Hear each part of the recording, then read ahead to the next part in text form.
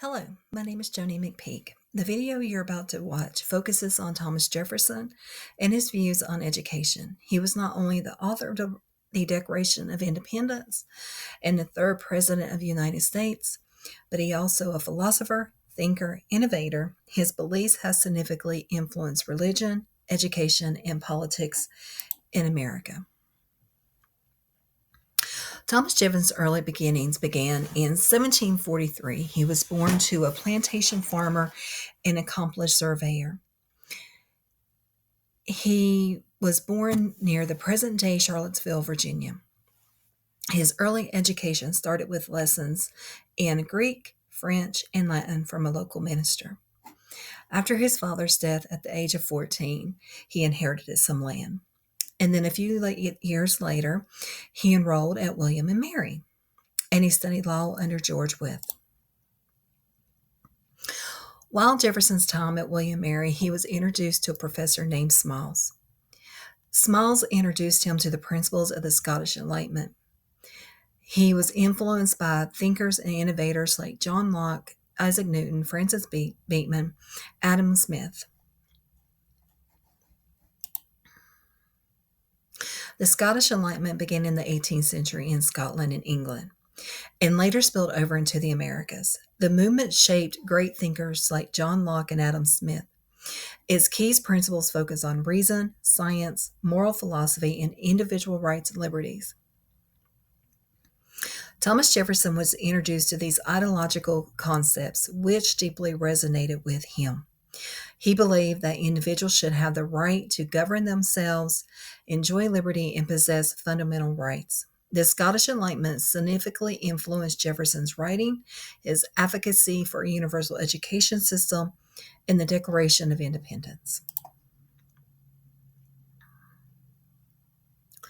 Jefferson's philosophy emphasized that every student deserves a right to an education. He believed that education is essential for empowering individuals, ensuring the success of democratic society. Jefferson understood for citizens to be truly free, they need to be educated. He also recognized for children of poverty to break that cycle, they need education. He advocated for liberal education that encompassed subjects such as math, history, science, and art. Additionally, Jefferson believed that students should develop moral character in order to be informed citizens. Today, we use that character education to help students to cultivate their morals. Jefferson's theory to practice, according to foundersarchives.gov, Thomas Jefferson wrote two bills, one in 1779 and one in 1817. He wrote the bills to establish a public school system for Virginia. He proposed a three-tier system that would include elementary for 2 years for all children, and then the students who did well and excelled in their studies would go on to higher education.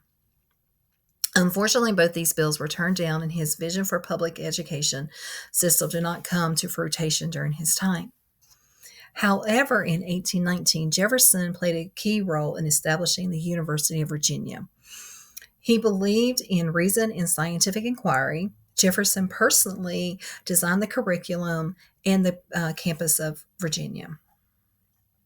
Throughout his life, he advocated for the importance of education, preserving liberty, and education should be accessible to all.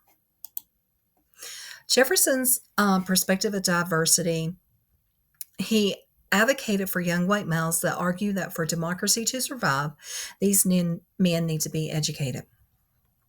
Even though he championed for education for all, that did not include slaves, females, or Native Americans. Jefferson advocated for a universal school system, but his views reflected race issues during his time.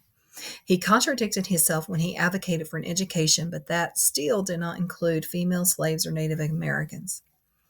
Even though his beliefs were rooted in alignment ideology that did not include diversity, his ideology was reserved for young white males to advance in education to ensure liberty.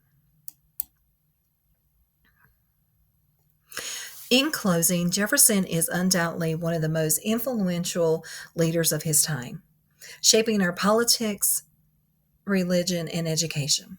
He believed for a new government to thrive, its citizens need to be educated and lifelong learners to be able to make decisions about politics in their community. Jefferson argued that education should not be exclusive to the elite, but open to all citizens, even the poor. Unfortunately, he did not live to see his vision fully uh, realized. Today, our school system is influenced by the beliefs of Thomas Jefferson and our fathers. Today, we have a three-tier system: elementary, middle, and high school. And students who want to go on and further their education, they can go to college or university or to a trade school. During Jefferson's time, he advocated for an education system for all. But during his time, that did not include females, Native Americans, or slaves.